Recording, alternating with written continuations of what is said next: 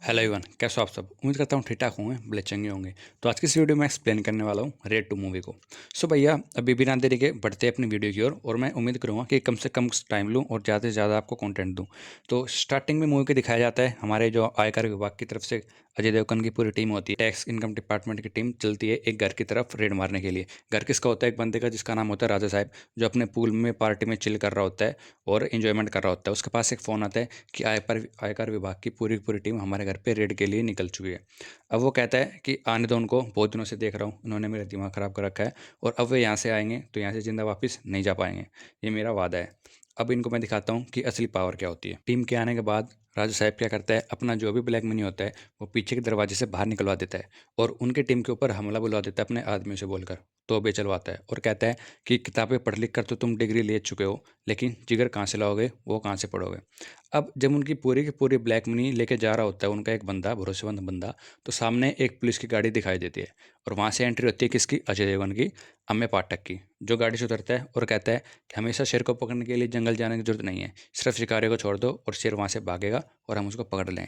वहीं की वहीं उसका ब्लैक मनी पकड़ लेता है और उसको गिरफ्तार करवा देता है। अब कोर्ट में केस चल रहा होता है, वहीं पे राजा साहब का एक आदमी आता है जो कि अम्य पाठक को घूस देने की कोशिश करता है और कहता है कि कुछ ले दे के सुलटा लेते हैं, 5-10 लाख में, 80-90 लाख में।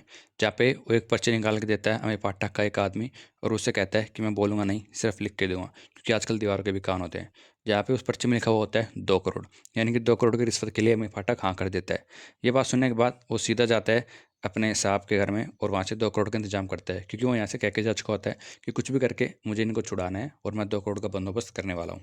और खबर छप जाती है कि अमित पाठक ने 2 करोड़ की घूस ली है और उनका ट्रांसफ़र हो जाता है। अब अमित पाठक अपने घर जाता है और अपनी बीवी से कहता है कि दोबारा ट्रांसफ़र यहाँ से जाने का टाइम आ चुका है। फिर सीन कट होता है और हमें दिखाया जाता है जेल के अंदर, जहाँ पे बैठे होते हैं कौन? हमारे पहले वाले मूवी के विलन, जिनका नाम है सौरभ शुक्ला। वो अपनी जेल की रोटी तोड़ रहे होते हैं, अपनी सज़ा काट रहे होते हैं और इंतजाम में लगे हुए होते हैं कि कब मैं यहाँ से बाहर जाऊँगा, कब मैं अपनी ज़िंदगी जी पाऊँगा। और अमेय पाठक का ट्रांसफ़र होता है भोज के अंदर। भोज जहाँ पे जो भी सरकार चलती है, जो भी हुक्म चलता है, सिर्फ एक आदमी का चलता है, दादा साहब का, जिनका कैरेक्टर प्ले किया है रितेश देशमुख ने। और आते के साथ अमेय पाठक अपने काम पे लग जाता है। वो सारी फाइल्स चेक करता है उस एरिया की, जितने में कॉलेज है, जितने में सिनेमा हॉल है, जितने में कंस्ट्रक्शंस कंपनीज है, उन सबकी फाइल्स चेक करता है। लेकिन उसको कोई भी ऊंच नीच नहीं दिखाई देती है, सब कुछ प्रॉपर दिखाई देता है। तो अपनी टीम से पूछता है, जो पहले ही वहाँ से काम कर रही होती है, कि इतना सब कुछ ठीक कैसे हो सकता है यहाँ पे। जहाँ पे वो टीम बताती है कि कहीं पर कैसा भी कुछ गलत कैसे हो सकता है जब उसका भगवान ही इतना शरीफ और नेक इंसान हो, जो दूसरे की भलाई करने में लगा हुआ होता है। तो ये बात सुनने के बाद हमें पाठक को थोड़ा शक होता है कि इतना ठीक तो कहीं भी नहीं हो सकता जितना यहाँ पे हो रहा है, कुछ तो गड़बड़। और अब हमें पाठक अपनी छुट्टी बिताने के लिए, घुमाने के लिए लेके जाता है अपनी फैमिली को भोज के अंदर, जहाँ पे वो सबसे पहले जाता है सुषमा जन कल्याण फाउंडेशन के अंदर, जो कि दादा भाई ने बनाया हुआ है। यहाँ पे उन्हें पता लगता है कि ये फाउंडेशन उन्होंने अपने अम्मा के नाम पे बनवाया होता है, क्योंकि वो अपनी अम्मा को बहुत ही प्यार करते हैं, उनकी पूजा करते हैं। हमें एक सीन में भी दिखाया जाता है कि सुबह उठ कर उनका पहले का रूटीन होता है कि वो अपने अम्मा के पैर धोते हैं और उनकी सेवा करते हैं। उसके बाद जो भी काम करना होता है वो करते हैं पूरी दिनचर्या का। और वहाँ पे हमें पाठक को मिलता है दादा भाई, यानी कि रितेश देशमुख। दोनों का आमना सामना होता है और वार्तालाप होती है, दोनों एक दूसरे से हालचाल पूछते हैं। और फिर रितेश देशमुख कहते हैं कि चलो हम आपको अपना फाउंडेशन दिखाते हैं। और उसके बाद वो उन्हें घुमाने के लिए लेके जाता है। तो हर एक जगह, हर एक कोना दिखाता है। और वहाँ पे एक हाथ की मूर्ति होती है, जो देखने के बाद हमें पाठक को थोड़ा शक होता है कि ये सोने की है या पीतल की है। बट फिर भी वो उस चीज़ को इग्नोर करता है और आगे बढ़ता है। अब अमिय पाठक शहर में घूमता है, मार्केट्स में, दुकानों के अंदर जाता है और वहाँ पता करता है कि दादा भाई की हिस्ट्री क्या है, लोग क्यों उनको इतना प्यार करते हैं। जब उनको पता लगता है कि दादा भाई भी एक गरीब परिवार से था, लेकिन उनकी नीयत बहुत अच्छी थी। वो हमेशा दूसरों का पेट भरने की सोचता था, जितनी भी गरीब है उनको कभी भूखा नहीं सोने देता था। यहाँ तक कि उन्होंने एक दिन अपना घर तक बेच डाला, उनके पास कुछ भी नहीं था, लेकिन फिर भी उन्होंने दूसरों का पेट भरा। और यही चीज़ देखते हुए लोगों ने फैसला किया कि हम इनको इलेक्शन में उठाएंगे। और ये सुनने के बाद दादा भाई भी इलेक्शन के लिए खड़े हो गए। लेकिन जब वो पार्टी से अपना टिकट के लिए मांगने गए तो पार्टी ने उन्हें बहुत बदनाम किया और उन्होंने कहा कि अब तुम जैसे को हम टिकट देंगे क्या, और उनसे बोला कि चप्पल उठा के अपने सर पे रखो और यहाँ से वापस चले जाओ। इतनी बेइज्जती होने के बाद दादा भाई वापस आ गए, लेकिन पब्लिक का सपोर्ट था तो दादा भाई इलेक्शन जीत गए थे। अब उन नेताओं को अपनी पार्टी को जिताने के लिए दादा भाई का सपोर्ट चाहिए था। अब वो उनके पास जाते हैं मदद मांगने के लिए, जहाँ पे दादा भाई रिवर्ट में कहते हैं कि तुमने मेरे बहुत बेइज्जती की थी, अब वो उतारने का समय आ चुका है। माफ़ी मांगने का समय आ चुका है। और उनसे कहता है कि अब तुम अपनी चप्पल उतार के सर पे रखो और मुझे माफ़ी मांगो। ऐसे करके उन दोनों की बॉन्डिंग हो जाती है और वो पार्टी को भी अपनी सपोर्ट से जितवा देता है इलेक्शन को। उसके पास भी अब पॉलिटिकल पावर आ जाती है। अब अमिय पाठक अपने ऐसे रूप में आता है, वो हर जगह जाके वार्तालाप शुरू करता है। एक खेत में जाके, गन्ने खेत में जाके देखता है कि यहाँ पे कुछ गड़बड़ी तो नहीं है। वो गन्ने को खेत पे जैसे ही जाता है उसे कुछ अजीब सा लगता है, तो वो धरती को खोद के देखता है, वहाँ पे डब्बे पड़े हुए होते हैं पैसों से भरे। तो अब वो अपनी टीम को बुलाता है रात के ठीक 9 से 11 के बीच और कहता है कि रेड मारने का समय आ चुका है। और बिल्कुल ऐन मौके पर वो उनको काट देता है और कहता है कि हमें रेड मारनी है दादा भाई के यहाँ, उनकी सारी प्रॉपर्टी के यहाँ। ये सब सुनने के बाद पूरी टीम बौखला जाती है और कहती है कि भगवान के ऊपर हम रेड कैसे मार सकते हैं। लेकिन अमिय पाठक को पता होता है कि हर जगह कुछ ना कुछ गड़बड़ है, तो वो अपनी टीम को बिल्कुल सतर्क करता है और कहता है ये करना होगा, और आगे से ऑर्डर ले आता है। हालांकि उसे ऑर्डर लाने के लिए भी बड़ी मशक्कत करनी पड़ती है उसके खिलाफ, बट वो जैसे तैसे करके ले आता है। अब वो रेड मारने शुरू कर देते हैं। उनकी कंस्ट्रक्शंस कंपनी के ऊपर रेड मारते हैं, फाउंडेशन के अंदर रेड मारते हैं, उनके घर के अंदर रेड मारते हैं, खेतों के अंदर रेड मारते हैं, बट कहीं भी कुछ भी नहीं मिलता। जो भी चीज़ें मिलती है सिर्फ प्रूफ के साथ मिलती है, विद डॉक्यूमेंट विद बिल्स के साथ मिलती है। ये देखने के बाद उसको बहुत ही ज़्यादा शौक लगता है कि ऐसा कैसे हो सकता है, बट फिर भी वो अपना काम जारी रखता है। बट स्टिल उसको कुछ भी हाथ नहीं। और वहीं दूसरी तरफ जो दादा भाई होता है वो पूरा कोऑपरेट करते हैं उनके साथ, और खुद कहते हैं कि आप इस कमरे की तलाशी लो, आप चाहो तो मंदिर की भी तलाशी लो, हमारे फाउंडेशन की तलाशी लो। वो हर जगह तलाशी लेता है, क्योंकि इससे पहले रेड मारने से पहले वो ऑलरेडी हर जगह की छानबीन कर चुका होता है। फाउंडेशन के अंदर लाइब्रेरी की चेकिंग कर चुका होता है, उसको वहाँ पे सारे डॉक्यूमेंट्स मिलते हैं जो ब्लैक मनी के होते हैं। खेत के अंदर उन्होंने डब्बे मिले थे जो कि पैसों से भरे हुए थे। और तो और वो जो हाथ का सोने की मूर्ति थी वो भी सोने की थी, उन्होंने चेक कराया था। बट जब वो रेड मारने जाते हैं तो बिल्कुल अपोजिट होता है। फाउंडेशन के अंदर एक लाइब्रेरी होती है जहाँ पे सिर्फ बुक्स होती है, कोई भी फाइल्स डॉक्यूमेंट नहीं होते हैं।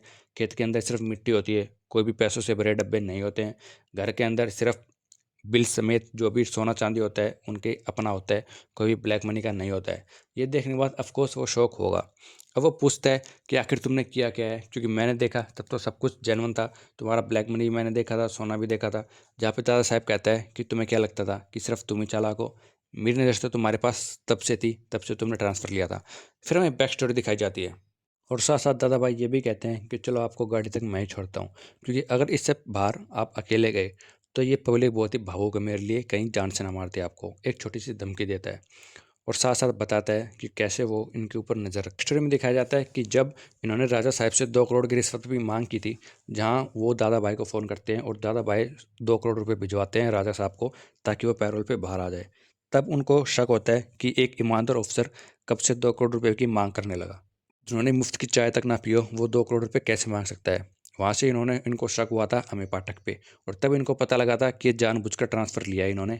इन्होंने सीधा सीधा जाके अपने सर को बोला था कि मुझे ट्रांसफ़र चाहिए, वो भी राजा साहब के पास, क्योंकि वहाँ पे बहुत ज़्यादा ब्लैक मनी है, वहीं से ये ब्लैक मनी आ रहा है जो राजा साहब तक पहुँच रहा है और पूरा देश भ्रष्ट हो रहा है। तो इसके लिए उन्होंने ज़बरदस्ती का अपने ऊपर आरोप लगवाया, ये न्यूज़ छपवाई कि मैंने रिश्वत ली है और ट्रांसफ़र लेके भोज में आ गया इन पे नज़र रखने के लिए। और जहाँ-जहाँ जब वो खेत में नज़र रखने जा रहा था, लाइब्रेरी में नज़र रखने जा रहा था, उनके जितनी ब्लैक मनी उन पे नज़र रख रहा था, दादा भाई का आदमी भी अजय देवगन पर नज़र रख रहा था कि वो क्या-क्या कर रहा है। और इसलिए उन्होंने थोड़ा-सा चटकपना दिखाया, और इसलिए उन्होंने अपनी चालाकी का इस्तेमाल किया और सब कुछ छुपा दिया और दोबारा फँसा दिया किसको, अमिय पाठक को। साथ-साथ न्यूज़ भी छप गई कि एक भले आदमी पर रेड मारने के इल्ज़ाम में पूरी पब्लिक भावुक हो चुकी थी अमिय पाठक के ऊपर। और अब सीधा उनके पास एक लेटर आता है, उनका सस्पेंशन लेटर, कि इन्होंने एक भले आदमी पर रेड मारने का जुल्म किया है विदाउट एनी प्रूफ। तो ये देखने के बाद काफ़ी खुश होते हैं दादा भाई कि उन्होंने उनको जेल से निकाल के फेंक दिया। लेकिन एक और कहानी शुरू होती है इसके बाद। अब अमिय पाठक अपने पुराने दोस्तों का इस्तेमाल करता है। वो पहले पता लगाता है कि आखिर ऐसा क्या हुआ है जो मैं इसकी कमजोरी को पकड़ सकता हूँ। जहाँ उसे पता चलता है एक नाम, नेहा त्रिपाठी, जिन्होंने सुसाइड किया था। नेहा त्रिपाठी कौन थी भैया? नेहा त्रिपाठी वो लड़की थी जिससे प्यार करते थे दादा भाई, उनकी लव स्टोरी थी, उनसे वो शादी करना चाहते थे। लेकिन जब नेहा त्रिपाठी को दादा भाई की सच्चाई पता चलती है कि वो कैसे कैसे कांड करता था, तो वो उससे तंग आ चुकी थी और मजबूरी में वो सुसाइड करने के लिए चल दी थी। अब इस चीज़ का फ़ायदा उठाते हैं अमिय पाठक की सच्चाई पता लगने के बाद, वो उसी रेलवे स्टेशन में जाते हैं जहाँ उन्होंने अपनी सुसाइड की थी। वहाँ उन्हें एक आदमी मिलता है जो उनकी मदद करता है, ये बताने के लिए कि वो क्या क्या कारनामे कर रहा है। एक वकील को बुलाता है अमेय पाठक, जो कि बहुत ही बेईमान वकील होता है, पैसों के लिए कुछ भी कर सकता है। वो उससे एक जनहित याचना दर्ज करवाता है, किसके खिलाफ? दादा भाई के खिलाफ। क्योंकि उसे पता था कि जो भी सोना होगा वो ज़मीन के अंदर होगा, बाकी कहीं पे नहीं होने वाला है। क्योंकि वो ब्लैक मनी ज़मीन के अकॉर्डिंग यूज करता था। जो भी पब्लिक थी उन पब्लिक के ऊपर विश्वास दिखाता था और उनके नाम पे ज़मीन ले लेता था और उस ज़मीन को अपना यूज करता था किसमें? रियल स्टेट और फिर शेयर मार्केट के अंदर, जहाँ से वो पैसा बनाता था ब्लैक मनी का। अब इस चीज़ के ऊपर वो जैसे जनहित याचना दर्ज करवाता है और पैसे दे देता है वकील को। अब वहाँ पे दूसरी तरफ वो फ़ोन करके बता देता है दादा भाई को कि इस जनहित याचना में वो सब कुछ होने वाला है जो जो तुम्हें दिखाई देने वाला है, लेकिन तुम उसको समझने नहीं वाले हो, तुम्हें समझ नहीं आने वाला है, क्योंकि जो भी होगा तुम्हारी आंखों के सामने होगा, लेकिन तुम पकड़ नहीं। और अब एंट्री होती है एक नया आयकर टीम के अफसर की, जो कि हमें पाठक को रिप्लेस करने के लिए आता है, जिसका नाम होता है ललन। अब वो वहाँ पे आके सबसे पहले रेड की कोशिश करता है, लेकिन वो रेड नहीं मारता है, सीधा जाता है दादा भाई के यहाँ, ताकि उसे थोड़े घूस मिल जाए, क्योंकि वो पैसों का पुजारी होता है, पैसों के लिए कुछ भी कर सकता है, अपना ईमान बेच सकता है। अब दादा भाई उसकी हरकत समझ जाते हैं कि ये पैसे के लिए आया है, लेकिन वो स्टिल उसको इग्नोर करते हैं, तब तक उसके ऊपर सर से पानी ऊपर नहीं चला जाता है तब तक के लिए। अब दादा भाई अपना एक आदमी भेजते हैं उस वकील के पास जिसने जनहित याचना दर्ज की थी। वो वहाँ बेच के वो उन्हें पैसे का लालच देते हैं और कहते हैं कि इसको यहीं के यहीं रफ्त दफा कर दो और ये केस आगे नहीं बढ़ना चाहिए। जहाँ पे आश्वासन दे देता है वो वकील उनको, ये कह के कि ठीक है, मैं इस केस को अगली सुनवाई में रफा दफा कर दूंगा, मुझे आपके पैसे मिल चुके हैं और मैंने आपका नमक खा लिया। और अब वकील कहता है कि अगर तुम्हें ये केस रफा दफा करवाना है तो सबसे पहले मुझे 2 करोड़ रुपए दो। 2 करोड़ का नाम सुनने के बाद दादा भाई हाँ कर देते हैं, लेकिन दादा भाई का भाई कहता है कि 2 करोड़ कैसे दे सकते हैं जब हमने कुछ गलत ही नहीं किया है। बट दादा भाई को पता होता है उसने क्या काम कर रखे हैं, तो वो कहता है हम देने के लिए तैयार हैं। अब वहाँ पे हमें पाठक छानबीन करता है कि आखिर खेत से पैसे गए कहाँ, जहाँ उसे मदद मिलती है एक बंदे की, और उसे पता लगता है कि जब रात हुई थी तो खेत से सारे के सारे पैसे निकाल कर, सारा सोना निकाल कर, खेत से 100 मीटर से 200 मीटर की दूरी पे एक घर बना हुआ होता है, वहाँ पे ट्रांसफ़र कर दिए गए हैं। किसका यूज़ करके? बैलगाड़ी का यूज़ करके, क्योंकि वहाँ पे ट्रैक्टर और ट्रक तो जाना पॉसिबल नहीं है। अब ये चीज़ होने के बाद अमेय पाठक लीड देता है किसको? ललन को, क्योंकि ललन ललन अमेय पाठक का ही आदमी होता है, उसी ने ट्रांसफ़र करवाया हुआ होता है उसको दादा भाई के यहाँ पे, ताकि वो उसकी जासूसी कर सके। अब ललन रेड मारता है उस घर पे जहाँ पे सारा ब्लैक मनी होता है और सारा ब्लैक मनी को सीज़ कर लेता है। अब दादा भाई कहते हैं कि इसको छुड़ाने के लिए जितना पैसा लगेगा मैं दूंगा, बट मुझे अपना ब्लैक मनी वापस चाहिए। ललन हाँ कर देता है, क्योंकि दादा भाई को पता नहीं होता कि ये उसी का आदमी है। यहीं से खेल शुरू हो जाता है। अब अमेय पाठक की मदद से ललन ललन हर जगह रेड मारता है, जहाँ जहाँ उसे टिप मिलती है ब्लैक मनी का पता चलता है। और अब एक टाइम आता है जहाँ दादा भाई को शक हो जाता है कि आखिर कौन हमारा मुखबरी दे रहा है, कौन वो धोखेबाज है। जहाँ उसे पता लगता है कि उसे के साथ का वकील जो उन्हें सलाह देता है वही आदमी है अमेय पाठक का, वो उसका बचपन का क्लासमेट है जो उसकी मदद कर रहा है। अब वो उसको सरेंडर करवाने के लिए कैद कर लेता है और उसे मारता पीटता है, और अमित पाठक को फ़ोन कर देता है कि तुम्हारा मुखबिर भी पकड़ा गया। अब देखते हैं खेल कहाँ तक जाएगा। और अब मैं भी अपने शहर में वापस आ चुका हूँ। जहाँ पे अमित पाठक कहता है कि एक और खुशखबरी दे देता हूँ, मेरा भी सस्पेंशन कैंसिल हो चुका है और अब मैं भी अपने टाइम पे वापस आ चुका हूँ। देखते हैं कौन जीतता है। अब हमें को पता लग जाता है कि जितना भी ब्लैक मनी है सारा का सारा उठा के एक नए के नए होटल में ट्रांसफ़र कर दिया गया है, जिसका अभी अभी काम चल रहा है। अब अभिन पाठक को टिप मिलने के बाद वो सीधा उस होटल के अंदर अपनी टीम को लेके जाता है रेड मारने के लिए। जैसे ही होटल पे जाता है, यहाँ पे पार्लियामेंट के अंदर बैठे होते हैं हमारे दादा भाई, जिनको पता लगता है कि उनका ब्लैक मनी खतरे में है। अब वो वहाँ से सीधा उठ के उस होटल की तरफ जा रहे होते हैं अपना ब्लैक मनी बचाने के लिए, बट तब तक बहुत देर हो चुकी होती है। वहाँ पर हमें पाठक रेड मार चुका होता है और लेके जाने की तैयारी में होता है।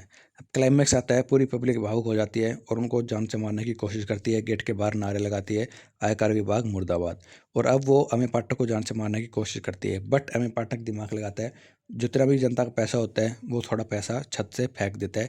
जनता पैसे देख के पागल हो जाती है और वहाँ से चली जाती है पैसे के पीछे, और यहाँ से दूसरी तरफ से अमेय पाठक सारा सोना और पैसा लेके निकल जाता है। अब भी एक ट्विस्ट बाकी होता है इस मूवी में, वो ये कि आखिर वो सोने का मूर्ति गई कहाँ? जहाँ उसे पता लगता है कि सोने की मूर्ति और कोई नहीं बल्कि वहाँ के एक नज़दीकी तालाब में दफना दी गई थी। अब वो तालाब से उस मूर्ति को निकलवाता है और उसको भी सीज करवा लेता है। और अब हमें बैकग्राउंड में दिखाया जाता है कि ये सब की टिप उन्होंने उसी शहर के एक बुड्ढे से मिली थी। उस बुजुर्ग आदमी की जो भी बेटी थी वो थी नेहा त्रिपाठी, जिसने सुसाइड कर लिया था दादा भाई की वजह से। इसलिए उसने बदला लेने के लिए दादा भाई को फंसवाया था। और ये हमारे मूवी का क्लाइमैक्स होता है। क्लाइमैक्स के अंदर इसकी माँ को पता लग जाता है कि दादा भाई ने कितने जुल्म किए हैं। उन्होंने जितनी भी नौकरियाँ लगवाई थी अब तक, जितनी भी लड़कियों की नौकरियाँ लगवाई है, वो उनका ईमान बेच के उनके साथ रात गुजार के तब लगवाई थी। ये सब पता लगने के बाद उसकी माँ भी उससे नाराज़ होती है और यहाँ पे दादा भाई को भी जेल हो जाती है। अब जेल के अंदर उसे मिलता है कौन? सौरभ शुक्ला, जो रेड वन के पहले विलन थे। दोनों के बीच में बॉन्डिंग होती है, दोनों एक दूसरे से हाथ मिलाते हैं और यहाँ पे हमारी रेड टू खत्म हो जाती है। यहाँ पता लगता है कि रेड थ्री भी जल्द आने वाली है। अगर आपको ये एक्सप्लेनेशन अच्छी लगी तो चैनल को सब्सक्राइब कर देना। मिलता हूँ अगली वीडियो में, तब तक के लिए जय Shri Ram. Like comment share subscribe.